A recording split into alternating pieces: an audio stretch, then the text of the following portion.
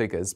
But a bright start for many. There'll be some mist around western and southern coasts, and there'll be some thicker cloud, I think, for central and southern Scotland, as well as parts of northern and eastern England. A few showers here, but for the vast majority, Saturday's looking dry, bright and warm. Low 20s in the south, mid to high teens further north, similar on Sunday.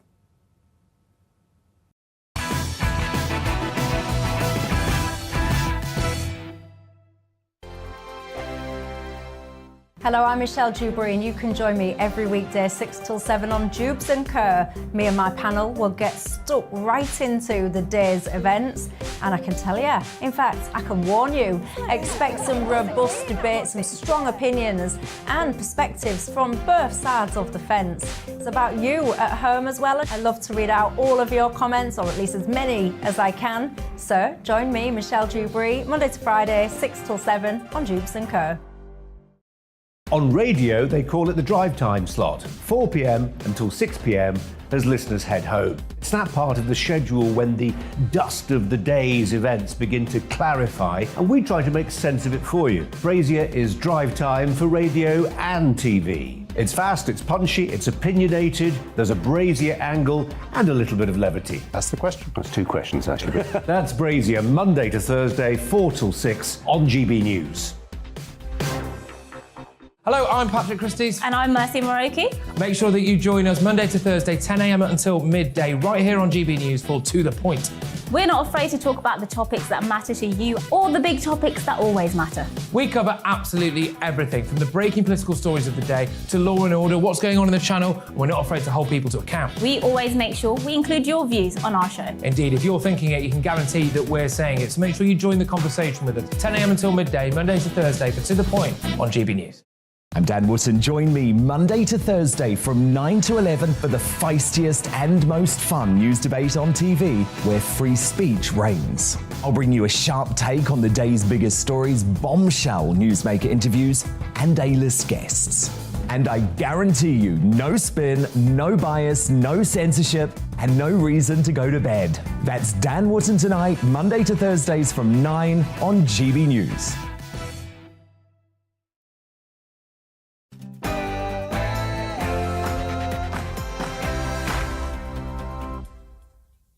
Hello and welcome to Headliners. I'm Simon Evans, and very shortly my comedy guests and myself will be going through Friday morning's newspapers to see what treasures they have in store for us.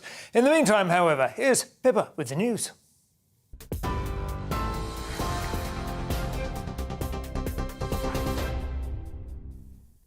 It's Polly, but Simon, I forgive you.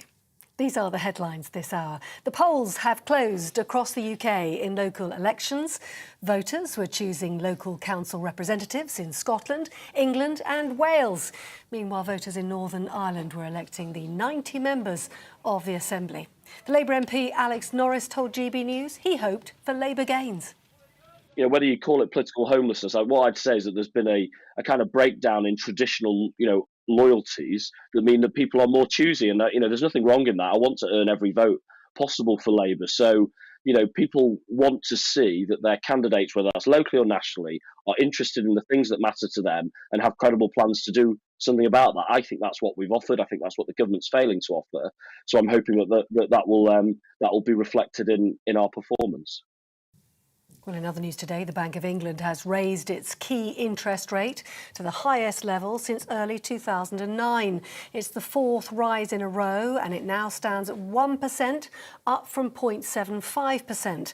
The Monetary Policy Committee is trying to calm inflation, which it forecasts will peak at over 10% this year. The bank's also warned the economy is set to shrink next year by 0.25%. And that news comes as thousands of jobs are said to be at risk as one of Britain's largest convenience store chains threatens it could collapse. McColl's retail group, which has an extensive partnership with the supermarket Morrisons and employs around 16,000 workers, says unless a financial solution is found in the short term, it is now increasingly likely it's going to be placed into administration. The Prime Minister has said the UK will continue to intensify efforts to assist Ukraine for as long as is necessary. Speaking at a fundraising event hosted by the Ukrainian Embassy in London, Boris Johnson said Vladimir Putin will never break the spirit of the Ukrainian people. That comes as Ukrainian officials warn Russia may step up its offensive before the 9th of May, when Moscow will be commemorating the Soviet Union's victory over Nazi Germany during World War II.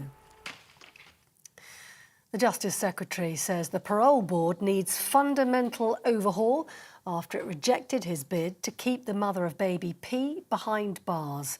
Tracy Connolly was convicted in 2009 for causing or allowing the death of her 17-month-old son. Dominic Raab condemned the decision, arguing it was proof the parole system needed change. And just lastly, the World Health Organization says 15 million people died globally from COVID-19 or as an indirect result of the pandemic. That includes people who couldn't access health care for other conditions when services were overwhelmed.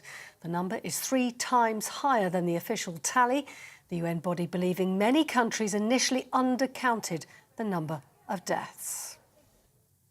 That's it on TV, online and on your radio via DAB+. You with GB News. And now it's time for Headliners.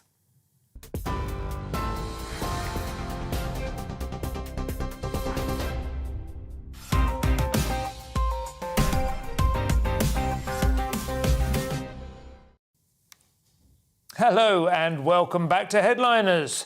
Joining me tonight are comedians Scott Capurro and Steve N. Allen. Welcome, gentlemen, to what is an unusually well-attired panel this evening. In fact, emergency attired for Scott.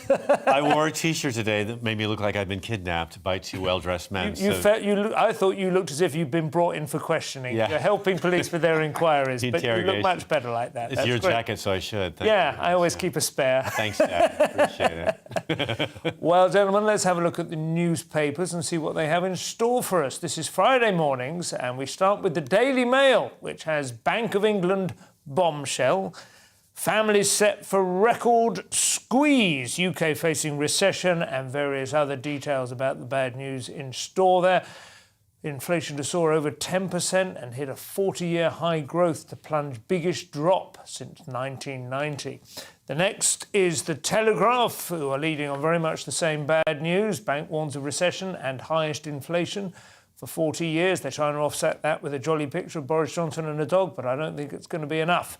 Soaring inflation next in The Independent, set to push UK into recession. Gloomy Bank of England predicts 40-year high by October. The Guardian has bank raises interest rates and warns inflation will hit 10%. The government urged to announce more help for struggling households. And Musk on the Financial Times enlists Ellison, Saudi prince and Binance to back Twitter bid. Surprisingly, out of all the major papers, the Financial Times the only one not to go with the bad news on the financial front in Britain. The Mirror has quadruple whammy. Why won't they help? Millions face yet more pain as interest rates rise again. Inflation hits 10%, energy bills will be £2,800 and 5.4% will be jobless, yet still PM and Sunak do nothing. The Times has slashed taxes to stave off recession, Sunak urged, and cabinet ministers demand action as Bank of England raises rates to 1%. Hold on to your hats, recession looms. That's the Daily Express, and there is the Queen there not holding on to her hat, but I suppose of all people, if she is not protected from it, then who would be? Soaring inflation, rising unemployment, higher interest rates will inflict a triple whammy of pain on squeezed Britons. The Metro has the now familiar news that the inflation is the top 10%, and finally, oh no, that is it. We don't have the Daily Star, so we can't end with an uplift, I'm afraid. It's all bad news from top to bottom. Sorry.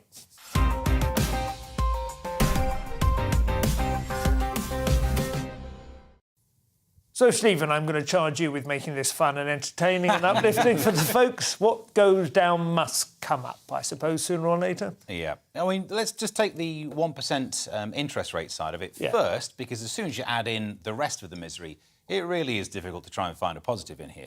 But the Bank of England raises interest rates to 1%, but it's very worth bearing in mind from 0.75%. Gives us the highest level in 13 years. Very much worth remembering. A highest in 13 years during a time when there was barely any interest rate there at all. So yes. It's the highest of an incredibly small graph. It was literally negative in some countries around the world at that time, which is I still can't really get my head around. But it's been absurd, the level of interest rates, and we are going to have to wake up to that. It's a shame it arrives in quite such a gathering storm, though.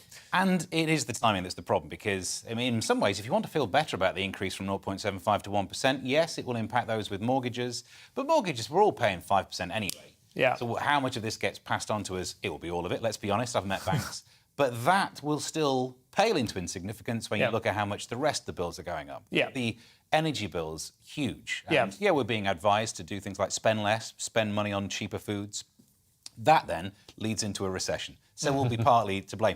But the other thing that would be almost positive is when you get into the meat of the story, there's likely to be a modest recovery expected at the start of next year, which means technically we will be avoiding the definition of a recession. We won't have 2 quarters of shrinkage.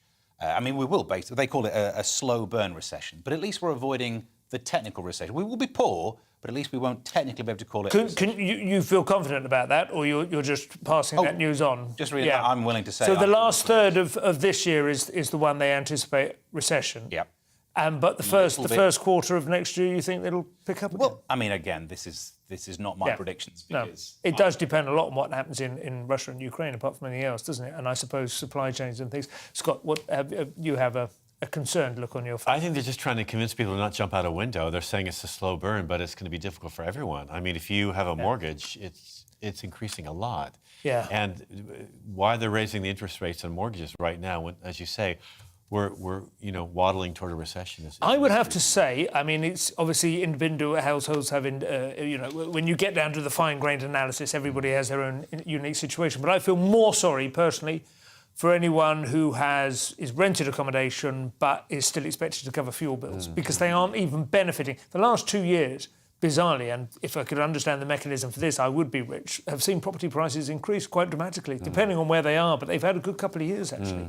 Which is just weird. I mean, I understand some people want to leave city and go and live in the countryside and have gardens, lockdown brought home to them, just have important outdoor spaces, a few things like that. But the economy hasn't been strong enough. Normally, when you see property prices going up, it means there's a burst of enthusiasm and bullishness. It just doesn't help someone like me either. I prefer the chaos of London. I don't want to leave. No, so I don't want to live in Milton Keynes. I'm not criticising it. Well, the chaos of London will keep you warm, of course. That's the great thing. Stand outside the French pub until 3 a.m, and you can leave the heating off.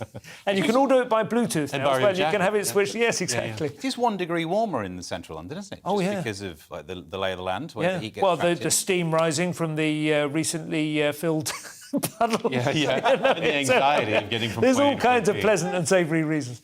Scott, possible revenge fantasy for those who are causing all of this pain, of course. Oh, right. The possible windfall tax. Oh, the windfall tax. That I didn't really know what a windfall tax was until I moved here, but that's, I suppose, because Tony Blair kind of created it in 1997. I remember hearing the term first used, but it may have been earlier than that, when the building societies wanted to turn into banks. And anyone who had an account with the building society suddenly got a windfall. And other people. Well, it's just meant to not penalise, actually, but just sort of, and it's not meant to be a fine either, but it's meant to be an amount of money that's taxed to a company or corporation who's made a large income not of their own doing. Yes. Where it's just sort of happened. Yeah. And I think the public likes the idea of it toward the fuel companies, but Sunak and Boris have just said they don't want to go near it. They would rather the fuel companies, who are doing quite well right now, obviously, whose profits have doubled over the first 3-month period from last year, and especially from 2020, when they're having a really hard time for the pandemic, they want that money to be invested. Now, we're told by oil companies that that's their intention. There's an amount they've mentioned that they're going to invest, BP and Shell, oil, but we have no proof of that. No. So we just have to. It's a handshake deal. We have to trust them. We have to trust Shell and Yeah. BP. I mean, I like the idea of them returning money to stockholders. That's fair enough. If you own stock in a company, you expect a large pay back. And as you say, things come and go. They've had a rough couple of years, like not everybody else has, but I would imagine they're saying too people the didn't thrive, and they're also looking at the possibility that people work from home. And also cutting off the connection with Russian oil. So those profits, whatever they've made in the first 3 months, may be balanced out by the money they're going to lose on that. What do you think, Steve? I think these profits are so big that to actually balance them out with losses past and future would be huge. I mean, and also a lot of these companies are so big that we wouldn't allow them to fail. So if they have a bad time, we'd have to pay for it. So if they have a really good time, what's wrong with a little bit of kickback? Because as you say, it's not like they've worked 9 times as hard to earn these extra profits. They've benefited from an unfortunate situation, and we can easily go for the emotional side of it. You imagine that granny who suddenly... Well, the interview with Boris Johnson, hearing about heating... That was Susanna Reid, it wasn't a granny. No, she's personal situation. Was it £17 up to 80-something was what that pensioner was paying? Well, that is someone contributing towards those £7.3 billion profit. Let's have a little bit of kickback for the granny. I mean, it could be arranged in such a way that it would be great PR for the government, great PR for the oil companies, and in reality, of course, it would probably not affect anybody else. You know what I mean? There would be a way of presenting this kind of thing. I think the government also, they're worried that the oil companies will not then reinvest in, renewable sources or, reconstructing sites. To me, I think it only benefits the oil company, like you say, to do both. Reinvest and give money back to people. I think in a sort of Well, I think something has probably got to be done at some point to give the impression that the government aren't simply shrugging. So we'll see what happens. Sticking with economics, the NFT market is crumbling. Scott, I wonder whether our viewers know what NFTs are. I didn't know until I read the story. I follow them very closely on. Oh, right. They're non-fungible tokens. They are. They're sort of like the Bitcoin of the art world. They are, yeah. And apparently Elon Musk has said he has no interest in them, and so the market collapsed, plummeted 92%. And the decline in interest is being blamed on him, although he's just a guy that happens to own Twitter. Well, he also destroyed Bitcoin a while ago and also took Doge to the moon as well. Yeah. It's extraordinary how much everyone listens to him. I think people are really worried that he's going to use his platform now to manipulate the economy. But it is extraordinary, the NFTs, just to remain focused on this for a moment. The proposition is just absolutely, it's nonsensical. They are seen as an artwork. And you don't even own it in any meaningful sense. You're sort of on a ledger. You're looking at it. Yeah. That's all you are. And they have people called I think they're called left clickers, which is essentially when it's online, you left click, you've copied the image. We've all done that, right? Like a screenshot. You now have exactly the same thing. You have all the same atoms as the person who owns. It's like chemistry, it's all in your mind. Yeah, it's just an extraordinary con. But, I mean, this has been coming for... there's a guy called John Berger. I don't know if you remember him. He was a sort of Marxist art critic. He made a series of programmes that were kind of a response to Kenneth Clark's Civilization in the early 70s called Ways of Seeing. Very interesting. They're on YouTube still. It's a 4-part series. And he starts with what does art mean in the era of mass replication of perfect reproduction. He starts by cutting up what looks like it's a Michelangelo or a Leonardo or something and just register the shock at that point. This has been going on for some time, this kind of a, Warhol, there's been commentary on it, but it feels like it's reached its apotheosis now. But this is not the solution to it, though, is it? I mean, this is basically just all agreeing, let's all say that Tony owns it. Yeah. That's all it is, an agreement of... It's not actually true. And I don't even view it as a bubble that's burst, this 92% drop since September, because it was never a thing. It was basically a phrase online that trended. So people thought, oh, I'm going to get in on this. Yeah. And I think the reason that, online trends burst when they're no longer cool, and last month the Royal Mint said it would create an NFT backed by the UK government. Not cool, boom. As soon as the UK government's going, oh, sorry. That's the way to burst bubbles, isn't it? But the value of anything is determined by what we agree the value is. I mean, when you go to sell a house or buy one... Marx would disagree with you there, Scott, but yes, no, I tend to... And the value of a house, your house, my house, is really what people say they'll pay. That's all it is. So it's a communication. Well, you can impose it, of course. You can impose it by fiat. But it was briefly offered opportunities to people, and there were some online artists I was following on Twitter. There was even a writer wrote short stories, and rather than get a regular publishing deal, he sold 100 copies of his collection of short stories as NFTs. You got a hard copy as well. And he made like over 100 grand in a single auction. It was a bit of a cult, and that's all just... It's better to have fewer than more, really. Yeah. I kind of wish I'd got in over the course of that weekend, but it's over now. Stephen, this is an unusual story. National scale variation on computer says no. Yes, Rishi Sunak. Good news is that apparently he wanted to help more with the benefits rise, but couldn't do because of an ageing IT system. which does seem like a very useful excuse. Sadly couldn't do it. But apparently he wanted to increase the amount, but was told that because of the IT system, which needs to be used for both Universal Credit and the legacy ones, you can only update it once a year, and right now wasn't the time he would be allowed to.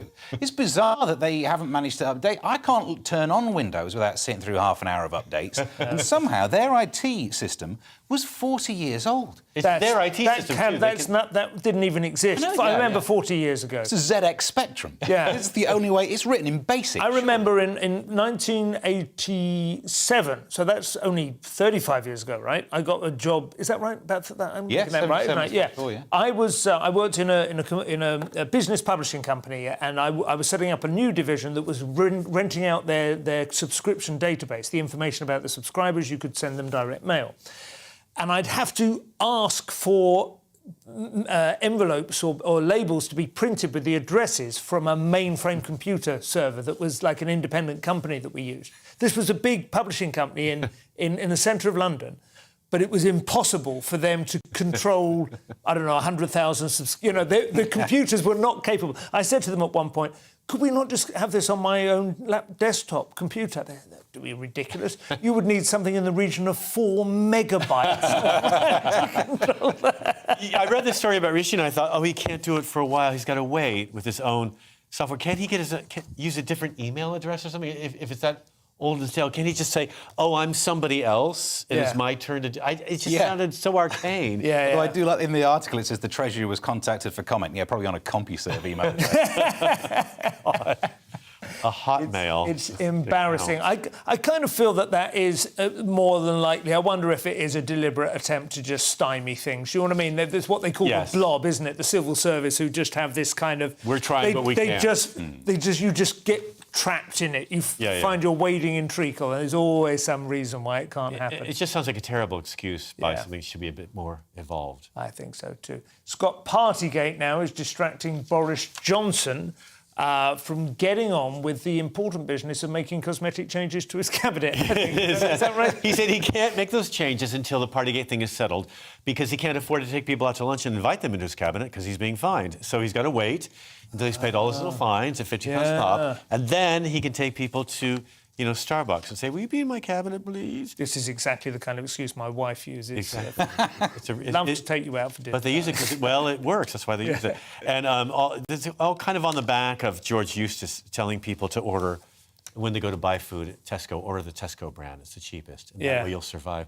I think the two stories are kind of blending because the whole thing, it's just the amount of scandal being thrown over to Boris Johnson that he can't deal with, along with the economy that's kind of failing. People are wondering what this election that's happening today, what's going to happen. Yeah, but on the other hand, of course, and this is a sort of connected story, Sadiq Khan et tu. Well, then full Starmer. Yes, say that, but this is another round of my favourite game, the Daily Mail game. We find that the headline is totally not what the article says. OK. So, headline, Sadiq Khan says equivalence between Keir Starmer's Beergate gathering and Boris Johnson's Cabinet Room birthday, suggesting that this equivalence has been identified by Sadiq Khan. Acknowledged. Let's get into the quote. Yeah. So he said, if there was one occasion where an incident happened in Downing Street, I think it's a fair point. The but part of it is we now know there were many occasions. Yeah. An if and a but means that the bit in between it is not what he's saying. Everything before the but is I watched the interview, and it was disappointing after the trial. This wasn't the Daily Mail, this was the BBC or something trailing it. Basically, he was pressed, is it not the same? Is it not the same? And he was going, well, it's not the same because Boris Johnson did it again and again, and he did it once.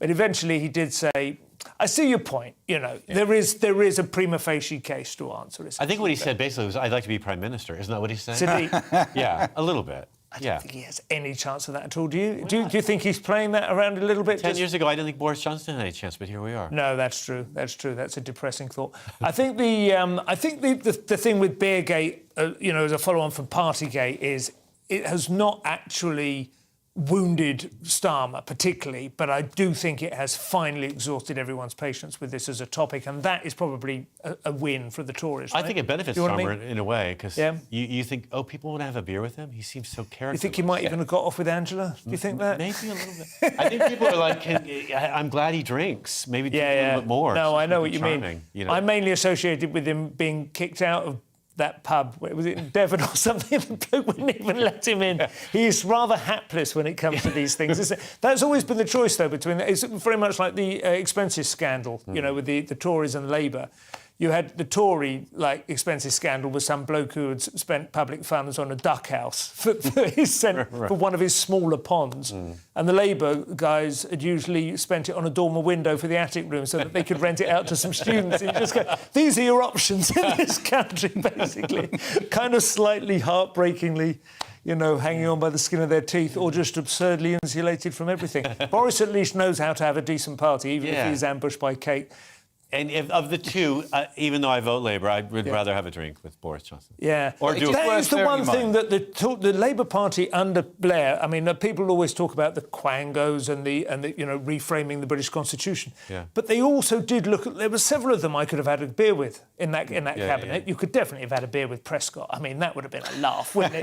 That would have been a big night. But if you went out with Prescott. As comedians, we perform in front of all these people at benefits and stuff. And I've done benefits in front of Labour Party members, and it's very quiet. I'm sure it's not my fault. You sit next to Prescott, though. You don't get covered by beer when Chumbawamba turn up. I seem to remember that. He outlasted them.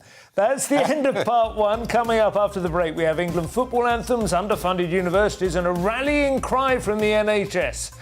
Don't go away.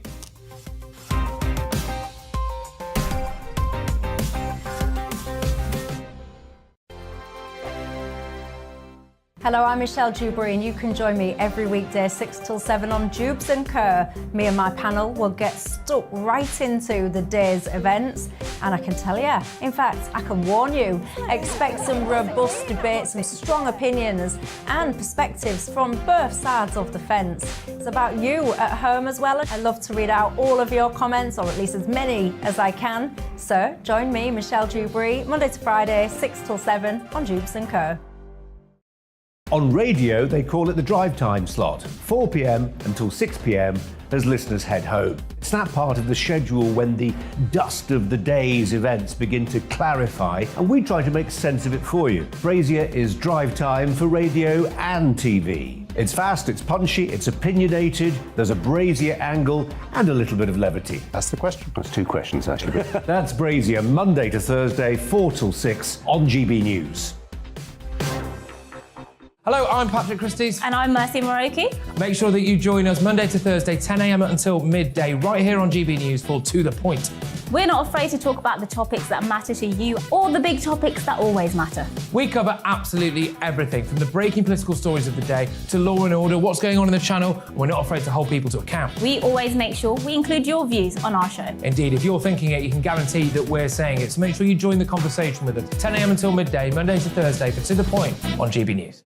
I'm Dan Wootton. Join me Monday to Thursday from 9 to 11 for the feistiest and most fun news debate on TV, where free speech reigns. I'll bring you a sharp take on the day's biggest stories, bombshell newsmaker interviews, and A-list guests. And I guarantee you, no spin, no bias, no censorship, and no reason to go to bed. That's Dan Wootton tonight, Monday to Thursdays from 9 on GB News.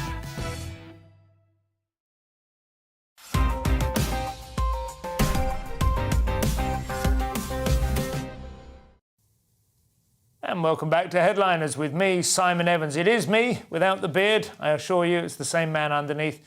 Tonight, I have two trusty comedians, Scott Capurro and Steve N. Allen, and we are suited and booted and ready to go. Scott, Boris Becker could soon be hearing a familiar cry of out. In The Guardian, apparently, Becker, it says Becker is going to jail. I think the theme was really when the mighty fall. They break their ankle and lose the match, because he is one of the greatest tennis players of all time, but obviously one of the worst financial decision makers as well. He claimed bankruptcy when hiding millions of pounds worth of assets. In 2017, he was caught, sentenced, and he's about to serve half his term, which is going to be about about a year and a half he'll serve. Which is the standard. We should emphasise that it's not some sort of celebrity get out of jail free card. But now he's looking likely to face deportation. This is the next twist. And that's based on the UK Borders Act of 2007, which is also updated on the 31st of December 2020, which means if he doesn't have British citizenship, he never claimed it. No. He's has permanent residency, but without British citizenship, they can boot him for. So he could actually make another record. I feel terrible. After being the youngest ever winner at Wimbledon, he could be the first ever to be deported under new post-Brexit legislation. It's terrible. I mean, I'm a huge fan. I've followed him for a decade, for a long time. When I was a kid, I was really inspired by him. I remember I was at university when he won, and we were cleaning windows and just couldn't believe it. It was like he was younger than us, I was a student. And Six Grand Slam titles when he was 17 years old. A bit of a prodigy. And I think maybe he did too well too young and didn't have a chance to mature. He's obviously got people around him telling him to do this. He's not a financial advisor himself. He's made a huge error. Yeah. And he's made a series of huge errors. Number one of which, of course, was getting that woman pregnant in a broom cupboard in a restaurant. Well, he didn't mean while to. While his wife had just given birth, I think, or something. But I mean, I know things cascade from that sort of point, but that was a weird creative experiment of hers that sort of worked. That shocked the nation, I think, and the world. But anyway, what happened is what they tell us. He's appealing on a human rights ground or asking for compassion. He's appealing the decision. He'd like to not go to prison. I feel compassion for him, I have to say, but I think if, He gives so much entertainment to people. It's tricky. What would you say, Stephen? Well, I mean, he's not a threat to anyone, so you take that argument for going to jail. He's still pretty handy at the net. Yeah. But almost that would be worth more to us as a nation to force him to teach tennis to underprivileged kids or something like that. Yeah. And at least we'd get something out of it, because I don't think we have to worry about him doing this again.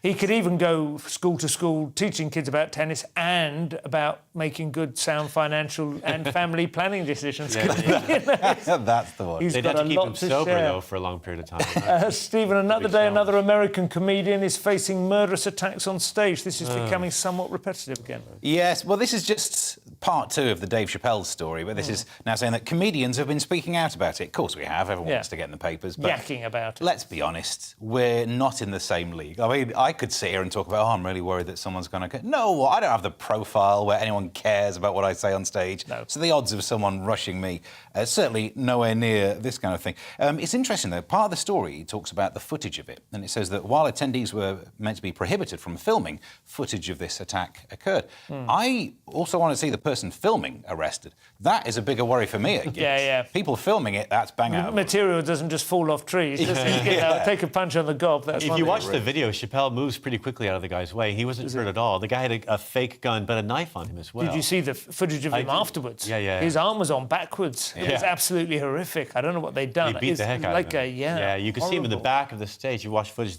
he has like 9 security guards rush him. And Chappelle was surrounded by security and still wasn't enough. I mean, it does make us... it's scary enough. He has a vape he uses on stage, doesn't he? I think he should probably have like an emergency vaping mode where he can just create an enormous cloud of smoke and disappear. The thing is, this is how I met my husband, right? He saw my act and came up to me afterwards and said, I'm surprised someone hasn't broken your nose. That's what he said to me. Wow. Yeah. That is a hell of a shout-up line. Yeah, it worked on me. I don't want comedy to become like a full contact sport, though. Yeah. And if it does, fair's fair, we should make MMA fighters have to write a type 5 about late. Something like that. It's not totally come out of it. Jim Jeffries achieved his first step on the road to fame. I mean, Manchester Comedy Store. Yeah. Jerry Servitz and Chris Rock, kind of. It's a different story, really. So I don't think I know people are throwing this at Smith, but I don't think this is Will Smith's doing. I think this is an entirely different thing. This is about people who are angry with Chappelle because he has spoken several taboos, hasn't he, about, in modern America. And this is about people being locked up in their house for 2 years. The first show out, look what I'm going to do. But it's very often the case in exactly the same way. Well, exactly the same way when David Amos was murdered, the MP, everyone immediately ran to their own hobby horse and went, we need to stop social media. It's like it's enabling and emboldening. It had nothing to do with social media. Do you know what I mean? You always assume that whatever it is you've been concerned about is what's provoked this guy. He will probably turn out to be mentally unstable from a long age, has Dave Chappelle posted all over his wallpaper for the last 15 years, with little crosses on the eyes. Americans aren't violent. This is the first time this ever happened. Yeah. It must be this new strange thing that's gone. OK, Scott, a story close to your heart, I imagine, on football's unofficial national anthem. I had to read the story 3 times. I still don't really understand it. Apparently, the tune 3 Lions has caused some controversy. FA chiefs are denying claims that they want to axe the anthem. as England's official World Cup song, where it appears it offends other nations. I don't know the song 3 lines, but I do know Biddell and Skinner's song, Football's Coming Home, and they're thinking of using that song for the World Cup. That's the song. That's the same song. Oh, it's the same song? Yeah. Well, why? It's coming home. Yeah, but why would that offend... 3 lines on the show. Why would that offend people from another country who are... Why would it offend them? Yeah. I don't know. That's the singing. The song belongs to fans, they say, and we're going to leave it that way, but they're thinking that people... There's nothing offensive in there. It's a quite... Is this just a story to promote the World Cup? Is that what this is about? I don't know. As if all those deaths to build that stadium isn't enough, really. Big head on anything on this one, Stephen? Well, I'm not into football either, so I also don't care, get rid of a song. It does sound like that. It's always that thing, no, we're not going to ban it. Well, we might ban it, but we're not going to ban it. If they play Hello Dolly, I might watch. That's a song I'd watch. Would you black up? Yeah. Have I got the wrong one? I don't know which Hello Dolly you're thinking of. Oh, God. Well, Brazil went there, so I don't see why they didn't. Anyway, no, I'm getting into deep water now. Stephen, this next story will elicit sympathy from no one not directly implicated, I would imagine. Doctors being expected to carry on working for an extra couple of years. But it is our fault as a nation for not having enough doctors. Yes. And part of the story blames this on the problem of catching up with COVID backlog. Let's not pretend as if this wasn't coming down the track anyway. The problem with doctors is that they retire. So you're going to have to replace them. And it seems like that's not a difficult thing to get your head around. However, 12,000 doctors over the age of 65 due to retire this year. That is going to make things worse. Now, when you say doctors, are we talking GPs or hospital consultants? Well, just doctors, so qualified doctors. Although the GPs are the ones that they want to keep working from home, I imagine. Yeah. I mean, you can't be a surgeon working from home, can you? You don't want all these ill people turning up around your garage.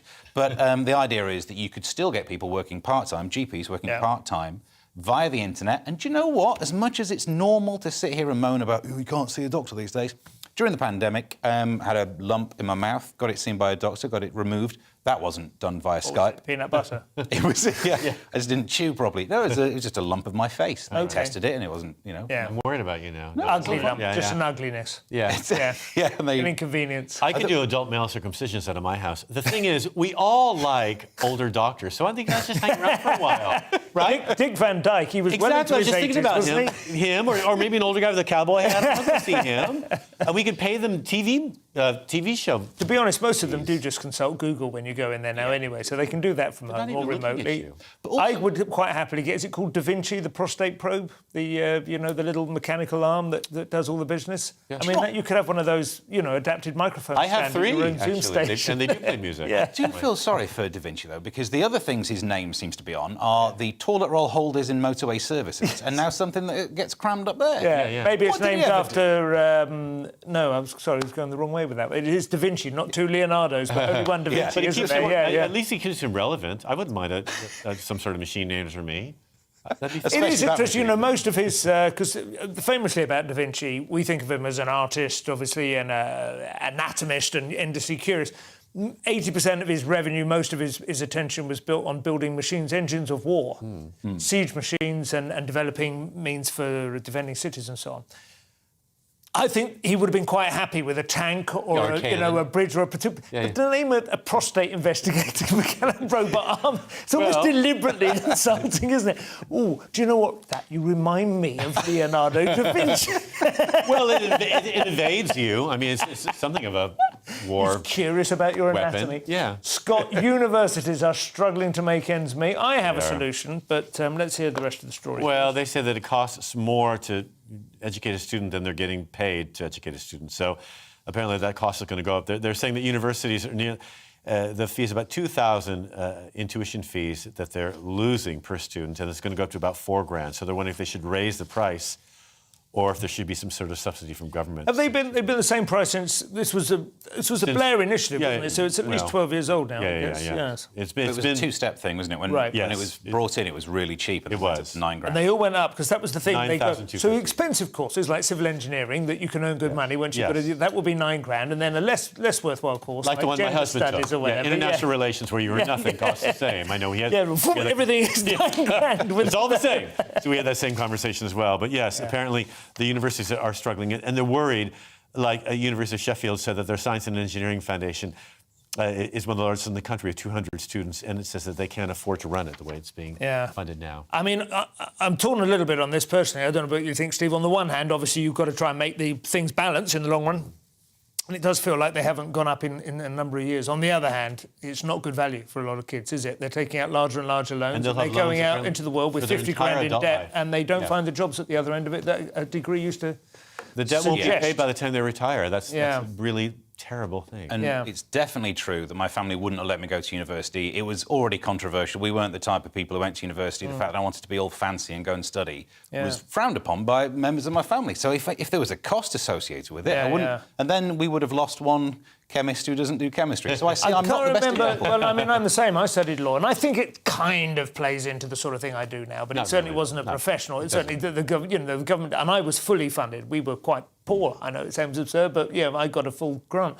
But I can't remember who it was who was talking about this, but they said that it is a class issue to an extent, and has been historically, that the middle classes are, apart from anything else, comfortable with the idea of debt, of investing in your future, taking on a debt. They will encourage their children to take a vocational degree rather than just an indulgent one.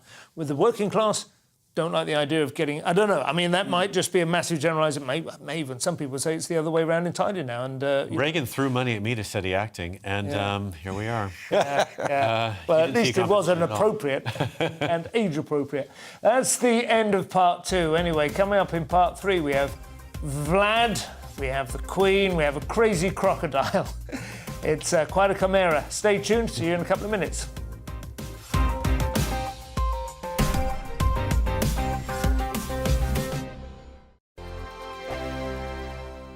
Hello, I'm Michelle Dewberry, and you can join me every weekday 6 till 7 on Jubes and Kerr. Me and my panel will get stuck right into the day's events, and I can tell you, in fact, I can warn you, expect some robust debates, some strong opinions and perspectives from both sides of the fence. It's about you at home as well. I love to read out all of your comments, or at least as many as I can. So join me, Michelle Dewberry, Monday to Friday, 6 till 7 on Jubes and Kerr.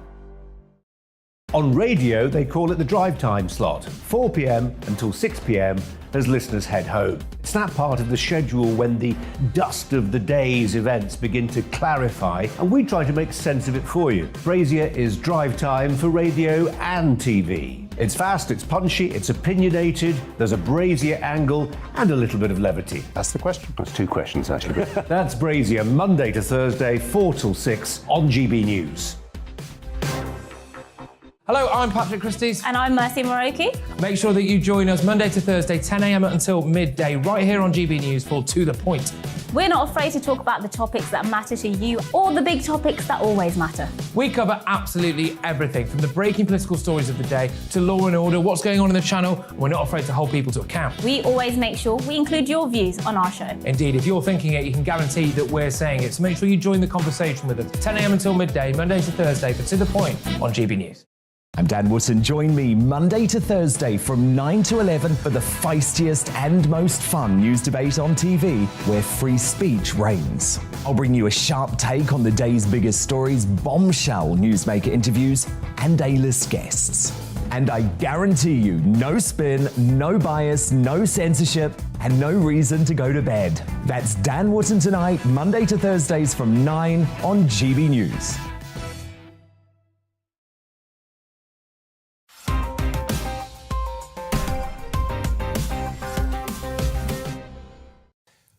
Welcome back to Headliners with me, Simon Evans, keeping me company until midnight tonight, comedian Scott Capurro and Steve N. Allen. So, Stephen, a posh school claiming socialist principles turns out to be a hotbed of nastiness and scandal. I am shocked. This is Holland Park School in West London, and it's got some big names who've sent their kids there. Big names in the world of politics. But, so we've got accusations of peer-on-peer sexual abuse, according to a highly critical report. And this is, again, to put it in context, repeatedly, Ofcom were saying relatively good things about this. It were rated outstanding by Ofcom. Then there was a time when they were told to improve. But still, the fact that these things are happening, it's really worrying. Give us the big names. Don't tease us. Who's there? I'll give you the big names. Tony Benn sent his children there. Roy Jenkins, John Burko. Burko. Zahawi. Oh, God, say no more. Michael Gove. Michael Gove went there. No, he's, it's the son. the son of Michael Gove. The son of Michael Gove. OK, right. Son of Michael. The son of Bakug over the sea. There has been, I wouldn't call it an epidemic, but there's been a few isolated examples of very prestigious private schools with something really quite rotten just below the surface. Yeah. Highgate School in North London recently was... It's on YouTube. Yeah, it was I mean, it's all over the internet. Yeah. It has been for quite some time. The kids are starting to share it and blow the whistles a little bit on this stuff. The kids are restless. Yeah. They want to be protected. Does make you think, what's the point of Ofcom, though, if it can't spot this when it's meant to be doing? Yeah, that's a good point. I suppose most Ofsted, because of course Ofcom are the ones who are listening to watch That's it. That's the Not end again. of it. Well done, Steve. Well done. So my guest tonight was Scott Capel. I suppose they focus on educational outcomes and how those are achieved, but I don't know I don't know quite what their remit is. It should look at that. Exactly. I'd want to not just have the one metric of how the grades. Sitting down with your wife. Well, darling, I quite like. I mean, there's some good A levels. Yes, there has been the occasional rape, but we have to take it in the whole. I think also the kids weren't complaining until more recently. So maybe Ofsted wasn't hearing anything from children and from staff as well until it became something that people were willing to talk about. And I think the hashtag #MeToo movement helped a bit. I think you're right. I mean, it's true. And there have been some tiresome sort of after effects of Me Too, but it's created a culture in which people are willing to come. Well, they're not just willing to come forward; they absolutely feel entitled to, don't they? They might get a book deal out of it, but I think in the meantime, it's making people listen a little bit more because they feel like they have to. Well, it's hard to know how to frame it. Well, in a way, I hope that's the last we hear of it, but I hope if there are any kids staying up and watching this show tonight, then you know it is now the time to speak. Scott, traditional displays of Moscow's military might. This was quite a nostalgic thing for me until it's all taken on a rather unpleasant new relevance. Yeah. Well, we all know that on May 9th, Moscow celebrates the surrender of the Nazi Germany peeps in 1945. That's their big parade. They do it at several different cities and towns throughout Russia and in the Ukraine as well. And Mariupol was one of the towns that they used to hold this parade in, which it won't happen this year, obviously. Wow. And people are wondering what Putin's going to do, if he'll use the event to make a major announcement, escalating the ongoing conflict. And that's probably the most likely outcome. Putin has never backpedaled. He's never backed down. He doesn't know the word no or its meaning. So I think what he's going to do is use the event to show off some new war material that he intends to use. One of those. You mean in a parade, or yes, you mean actually, in a parade right, format? okay. But I think he's looking weak and fragile. Apparently, he's looking bloated, although he has for quite a long time, and that's. We have that in a minute, that story. But yeah. I think people are concerned what he's going to show off, what he's got, and I think he's going to show off some of his ballistic missiles that he can take a city out with, and that's what he's threatened to use. And I think he's intending on using them in that part of the Ukraine that he's trying to. Capture permanently. Well, he certainly hasn't had a good war so far, has he? But hasn't he? I think he's done quite well, actually. Oh. I think if you put yourself in his shoes, and it's difficult to do, but I think if you look at where Putin's coming from, he has oiled Europe and a lot of the world for quite a long time at a reduced rate, watching the GDP in Europe grow while that in Russia fails, while his own people starve to death. And then the EU turns around and says, basically, you're an idiot by supporting the Ukraine's new government papers where they claim they want to join NATO in 2019. They put that in their constitution, the basic laws. So Putin feels like they're asking him for a war, and he's giving it to them. He's giving them what they want. But the war's not necessarily helped him in terms of it's making other countries think, this NATO lark's not such a bad idea. And now we've got plans across Europe to no longer use any Russian fuel. So then in the long run, that's not going to be earning him some of that sweet He ruble. can sell the fuel elsewhere. He'll sell it for less to China because they know that. He'll make less money. But in the long run, I think he thinks he's going to benefit because he knows that those countries, Finland, Sweden, they're not going to join NATO, that this is a panic, and in the end, they know better and they won't. And then he'll have the ability to strong-arm whoever he wants. There's a lot of different dimensions to it. I suppose I was thinking purely in terms of how effective his military has appeared to be. They have not been that impressive. They've not. But then you never quite know, of course, what's going on the ground. And what the intention is, and whether there's a degree of bluff or whether they're. I think headlines were the intention, and I think he's got them. Yeah. And I think now, when Europe goes back to him and says, actually, you know that oil we said we didn't want, we want it now, he'll say it's twice the price. Steve, there is another dimension to the story, though, which I think you've got, which is about this speculation, I suppose we should say. But yeah, it's about his strongman narrative apparently not looking so good because there are rumours about his health. This cultivated strongman narrative, the nipples out, the wrestling bears, all of that lark, doesn't look so good in comparison to this video footage showing the president shaky, fidgeting and looking puffy and bloated. I mean, to be fair, though, I think it's puffy rather than puffy. Oh, I'm northern. Yes. This is puffy. I like puffy, though. Junction. That's from Mansfield. But it says an official insider has now claimed that Putin will have an operation possibly for cancer. It will incapacitate him for a short time. I say this is the time to offer treatment on the NHS. We could really drag this bad boy out. He won't be right for months. And then we can fix the war. If there were one person that you could get to, I mean, like the kind of surgical strike. I suppose literally surgical. That would be it, wouldn't it? I wonder if this is his chance to escape. I think he's feeling threatened, and he wonders if they're getting in, if they're homing in on him. And he's going to go to Siberia with his family and hide under a cave. Maybe he'll go to the same place that Jordan Peterson was put into a medically induced coma in Russia, wasn't he, for a while, and spent 6 months there, I think. Wow. Really? Yeah. And nobody still really quite understands it. He was trying to get over a barbiturate addiction or something. Really? Very strange. Did you not know about that? No, I didn't know that. Oh, yeah. Peterson, who, obviously he was all like about self-responsibility and everything. Yeah. Then he managed to get himself addicted to barbiturates, went into a really bad health spell. I thought he was going to die. His wife had cancer there's a missing stage in the process, but he ended up in Russia in a medically induced coma and now has returned better. It's one heck of a stag do. Yeah. It's strange how much of an enigma Putin is, though, that we don't even trust that he has cancer. We don't even believe that about him. We don't even feel like he's actually human. Well, it's so I suppose that's probably happening. quite. I mean, Reagan had Alzheimer's for most of the second term, and we didn't know about that at the time. It's probably not totally seem more reachable, out of range. Yeah. Scott, another elderly world leader facing compromised health challenges, but on this occasion, one deserving more of our sympathy. Well, the Queen is going to have a virtual audience, it says in the Daily Mail, with new High Commissioner for St. Lucia instead of meeting the person in person because she won't be attending the garden party at Buckingham Palace. No. They say she's 96 and they're aware that she probably won't be able to stand and move down the line for an hour. Yeah. So Charles is going to read her speech for her. I mean, my father is 92, and I wouldn't want to see him standing and greeting people for an hour. Especially if it's warm. But if it was head of state, I think they could construct something around her. Do you know what I mean? A bit like the toddlers have. Or maybe a chair that would move down. Yeah, where they just have sort of, harnessed around the... I think she's worried about her own and then you have self-pride. a large skirt thrown over that, like a bustle, but with a hovercraft. They could put her swimming pool on her back and have her just float around like a starfish. They could do that, but... She could be just pushed along like one of those... I think it's the last of her in public, is what they're saying. Yeah. I think, bless her. 96, come on. No, it's extraordinary. She's She's really wonderful. well. I do feel sorry for the people who won't get the story of when they met the Queen. Like, when I zoomed the Queen is not quite as impressive. No, that's true, isn't it? Especially if she nods off. Yeah. Well, the screen froze or she nodded off. I think they're afraid, too, if they bow and she bows, she'll just fall over and won't get back up. So they're giving her a chance to maintain her own self-respect. Stephen, one of the more intriguing research MOs I've encountered in some time on this next story. The worrying results are the headline, but I'm actually more interested in the method.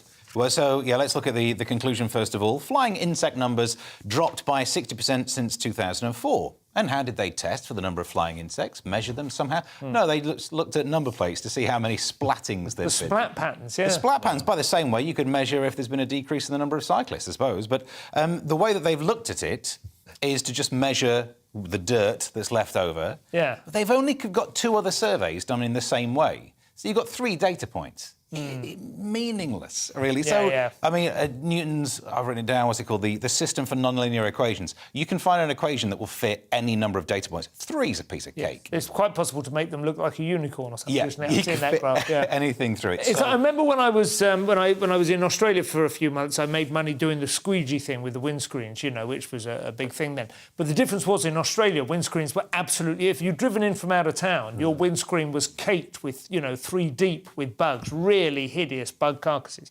And it did strike me that this was, you know, it was obvious enough that it was an entirely different ecosystem. You were one of those annoying people that leapt in a car. And... I used to do it in the supermarkets because you need 3 or 4 minutes on these windscreens, and you would approach somebody as they parked and ask them. I didn't leap on them and just clean a perfectly clean windscreen. I feel bad for that. Anyway, my point is, you can, you know, they can accumulate enough bugs to make it worthwhile. But just to ruin this science, and I'm sure they've looked into it, but how do we not just say that people are driving less? Yes. Because... Or more carefully. Yeah. Oh, bug! Nearly got that one. It might be that the aerodynamics of cars have changed as well, you know. Yeah, true. I mean... Recessed. Or maybe bugs are flying higher because they've learned the lesson. Yeah. Bugs are revolving. Of the fittest. Bugs are revolving. So many possible errors. Scott, I have absolutely no view on this next story whatsoever. So thank you, Howard. It's such a difficult story. It's in the Telegraph. Apparently, barrister Alison Bailey is suing Stonewall for proselytizing. She said that they're passing around information to corporations who are hiring them for equality measures about gender identity that's incorrect. And she voiced her opinion in a couple of tweets, and Stonewall found out about these while they were actually examining the chamber she worked for, and they accused her of being bigoted and transphobic. And she said it's cost her work. So she's going back to Stonewall. She wants not just an apology, but she wants money because, you know. So it's just difficult, too, because Stonewall is saying that the LGBTIQ plus community has a certain definition of gender, and she's saying that gender and the equality they're looking for in terms of gender in a workplace, that is already protected in British law. Yeah. And she said there's no reason for them to be approaching this subject. It's done. We're finished with it. So...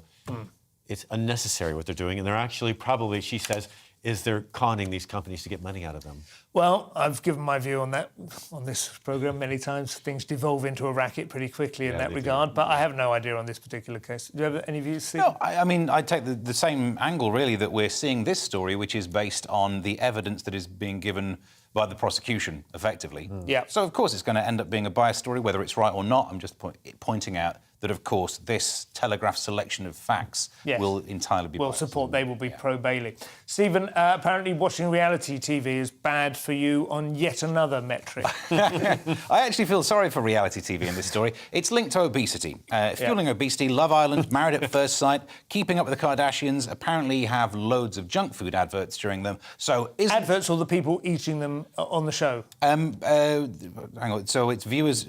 Oh, I thought it was adverts. That's a very good thing. No, it must be the adverts because the people are thin. Yes. If anything, But that would be the worst thing because I do sometimes feel the Kardashians, not that I watch it, but these kind of people, or Towie and so on, they are often seen, they have amazing bodies and then they're seen eating pizzas and the suggestion is this is how you... Do you know what I mean? Do you know what? Ocean's 11, Brad Pitt's character eats a burger in effectively every scene, and that just winds me up because I also eat that many burgers, and you can tell the difference. You know, he actually does eat that way, though. I know one of his handlers from Universal Pictures, and when they go to pick him up at the hotel room, he's always in his boxer shorts, eating a pizza in the daytime. It's just genetics. Some people have genetics that they can get away with it. But anyway, what are they going to do about it? Well, nothing other than just moan. I mean, junk food's shown in nearly 90% of the hundreds of reality TV show episodes watched. They looked at it at Nottingham Trent University.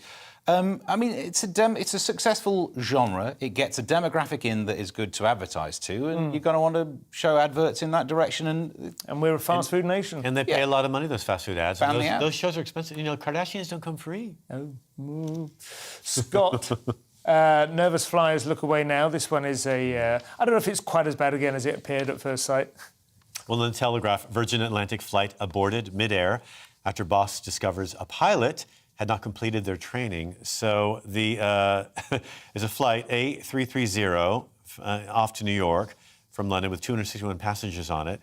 And one of the pilots had not finished his proper training. And he didn't identify that until they were about a half hour into flight. See, if I was him, I would have just kept quiet all the way. Do you know what I mean? You either tell them or you don't mention it. I think what happened is, because I watched these air crash investigation shows, and I think at some point while they're up in the air, they've taken off, all this stuff's happened, then the captain says, OK, will you check that and look at that? And the guy looked around like, I don't know where I am. What did you ask me to do?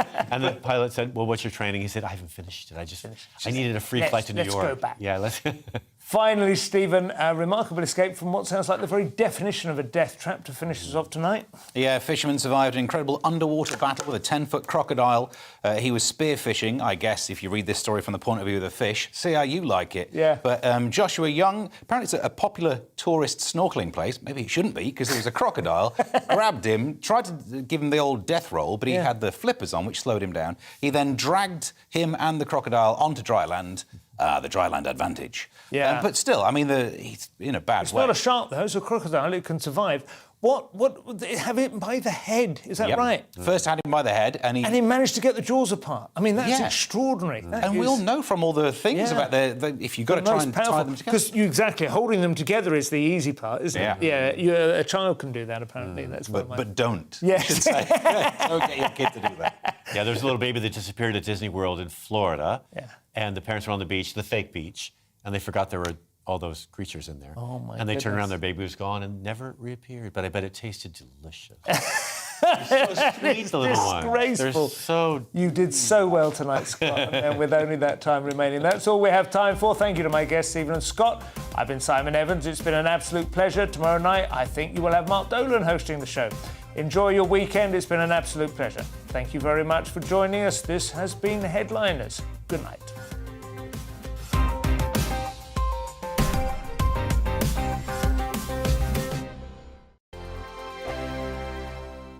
Hello there, I'm Eamon Holmes. And I'm Isabel Webster. And we hope you can join us for Breakfast with Eamon. And Isabel. You make me laugh out loud, belly laugh. Is that important first thing in the morning? Yeah, absolutely. And there's me trying to be deadly serious. News is a serious business. Yeah, I have to rein you in sometimes. Well, it doesn't stop us laughing at it. It doesn't stop us having an opinion on what's going on. Yeah. And it certainly will not stop us reflecting what you think. Weekdays from 6 to 9:30 on GB News. My name's Tom Harwood, and every weekday we bring you The Briefing live from 9:30 a.m. The stories, analysis and live debate that you need to hear. Quite right, Tom, of course. Was this something that had been considered at all? Difficult to answer. Gas-guzzling helicopters circling. Noise is being made here. Joe Biden walking out. Thank you very much for joining us. Don't miss it. The Briefing with me, Tom Harwood, Monday to Friday, 9:30 a.m. on GB News. Hello, I'm Michelle Dewberry, and you can join me every weekday 6 till 7 on Jubes and Kerr. Me and my panel will get stuck right